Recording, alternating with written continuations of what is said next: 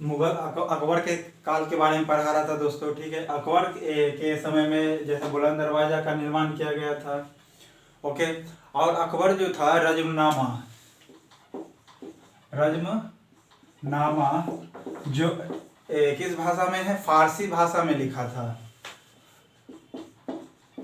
फारसी भाषा में लिखा गया था। फारसी भाषा में लिखा गया था। इसको किसने लिखा था दोस्तों? बदायूनी, नकीब खां और अबुल कादिर। नकीब खां और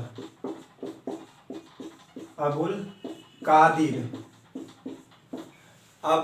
ने लिखा था। ओके, अबुल कादिर है दोस्तों, अबुल फजल नहीं, अबुल फजल नहीं। ओके,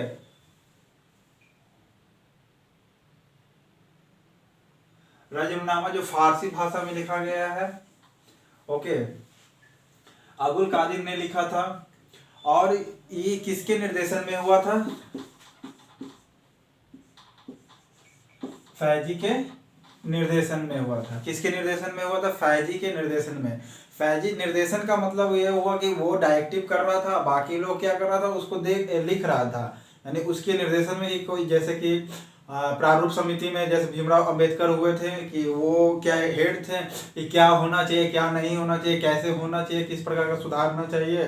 ठीक है, सो इस चीज को वो एनालिसिस करके वो डालते थे। तो उनसे वो हेड थे, तो देखना था मेन चीज उसको कि कौन सही चीज जा रहा है कि नहीं जा रहा। मेन चीज उनका था, यानी हेड जो होता है उनका रिस्पॉन्सिबिलिटी होता है। तो उसी प्रकार फैजी क्या कर रहा था? निर्देशन कर रहा था, निर्देशन कर रहा था। ओके, अंतिम देखिए,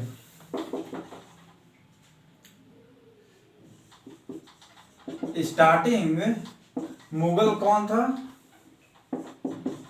मुगल बादशाह। स्टार्टिंग मुगल बादशाह कौन था दोस्तों? तो बाबर था।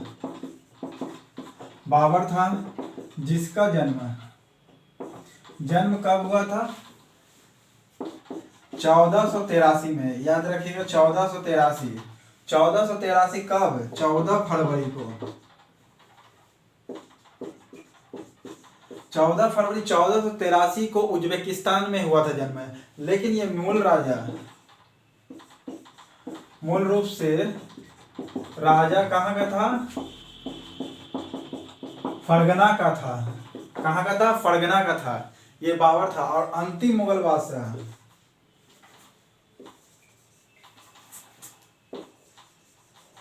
लास्ट मुगल बादशाह,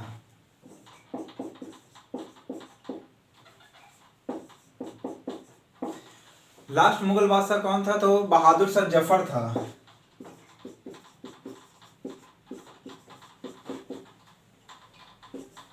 बहादुर शाह जफर द्वितीय।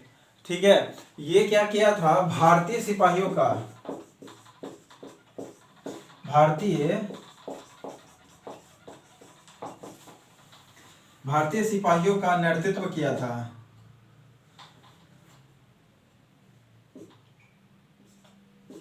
नेतृत्व किया था। ओके, भारतीय सिपाहियों का नेतृत्व किया था। कब? 1857 के विद्रोह में।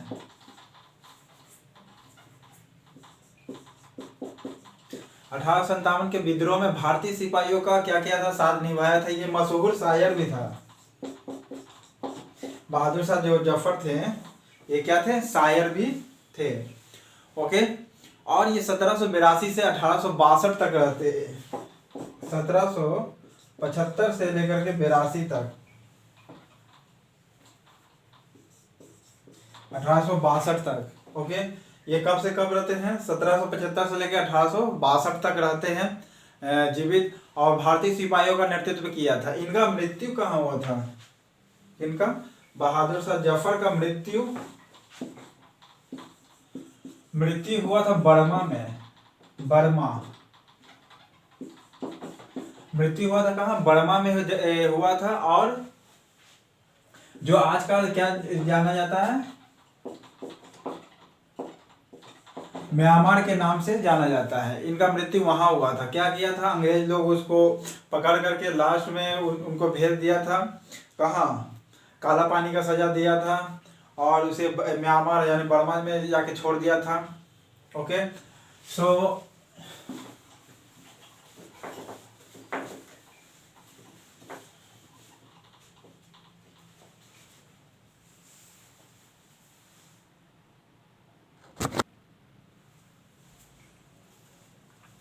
फिर नेक्स्ट क्वेश्चन है दोस्तों कि टोडरमल जाब्ता व्यवस्था से संबंधित है।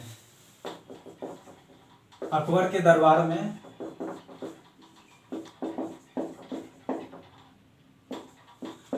में कौन था, टोडरमल।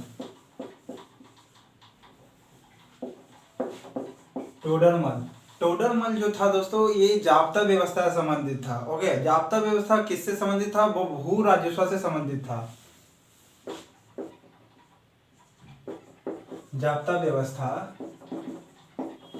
जो किससे संबंधित था, भू राजस्व से संबंधित था। किससे संबंधित था, भू राजस्व से संबंधित था।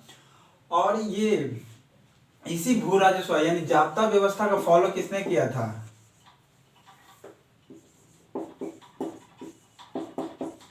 शेर शाह ने भी फॉलो किया था। ओके, ये और ये क्या करता था, भू राजस्व इससे क्या करता, एकत्रित करता था। ओके, और इसी की सहायता से यानी टोडरमल की सहायता से ही,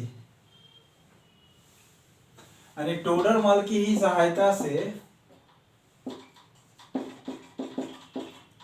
टोडरमल की सहायता से क्या करता है, अकबर आईने दहसाला लागू करता है। अकबर जो है आईने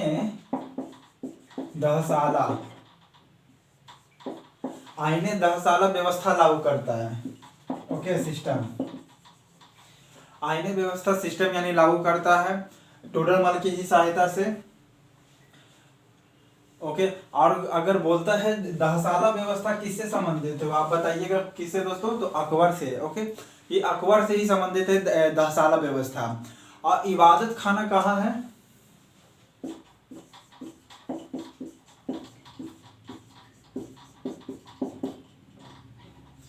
इबादत खाना जो इबादत खाना कहाँ है, फतेहपुर सिकरी में है।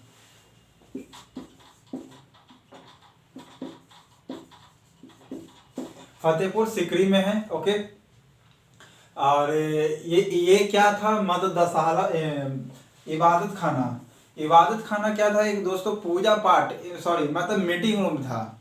मीटिंग रूम का मतलब क्या हुआ कि जैसे कि अकबर के समय में क्या होता था कि अकबर जो था सभी धर्मों में इंटरेस्ट रखता था। इंटरेस्ट का मतलब है कि सभी धर्मों के बारे में जानना चाहता था कि सभी धर्म में है क्या, कॉमन है क्या।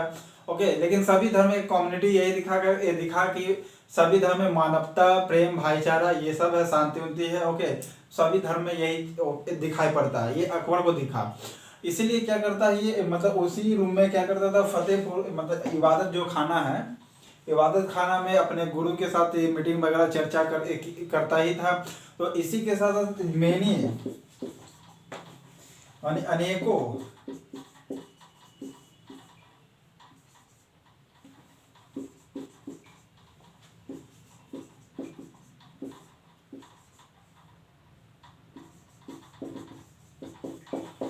अनेक संप्रदाय के लोग आता था यहाँ इबादत खाना में, जिसका ये मीटिंग रूम था। मीटिंग रूम था, यहीं पर आकर के सब चर्चा करता था। बाबर, ये जितना पढ़ा रहा हूँ दोस्तों ये इम्पोर्टेंट है, और ये मतलब एसएससी, यूपीएससी हो गया, बीपीएससी हो गया, ये इम्पोर्टेंट क्वेश्चन है जो कि आने का पॉसिबिलिटी मैक्सिमम से मैक्सिमम 90 to 90 एंड 100% रहेगा। ओके, ये जो व्यवस्था है मतलब बहुत हद तक ये, जैसे रेलवे हो गया, एनटीपीसी हो गया, एसएससी हो गया, सीजीएल हो गया, और भी एक एग्जाम है जिसमें ये आता ही आता है। ओके, फिर आता है दोस्तों बाबर। बाबर जो है बाबर से रिलेटेड कुछ क्वेश्चन है। बाबर गाजी मतलब योद्धा, धर्म योद्धा और जिहाद में से धर्म युद्ध। गाजी जो था मतलब बाबर जो था गाजी की उपाधि धारण करता है, ओके, और जिहाद का युद्ध लड़ता है। यही जो है तमगा नामक जो टैक्स था इसको क्या करता है, समाप्त करता है, ओके। और यही समाप्त करने ये क्या है दोस्तों, टैक्स है। तमगा नामक टैक्स खत्म कर करके गाजी की उपाधि धारण करता है, ओके। बाबर के लिए देखिए पहला युद्ध तो पानीपत तो लड़वे किया था,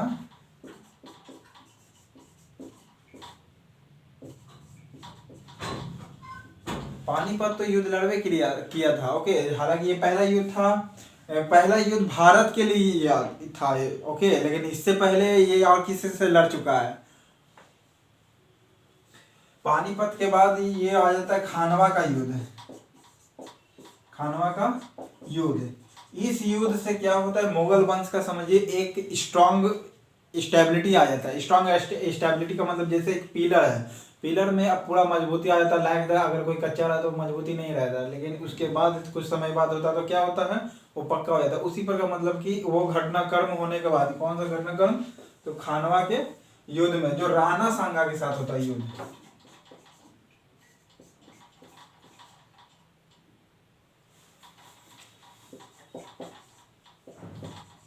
राजपूत शासक राणा सांगा के साथ युद्ध होता है। इस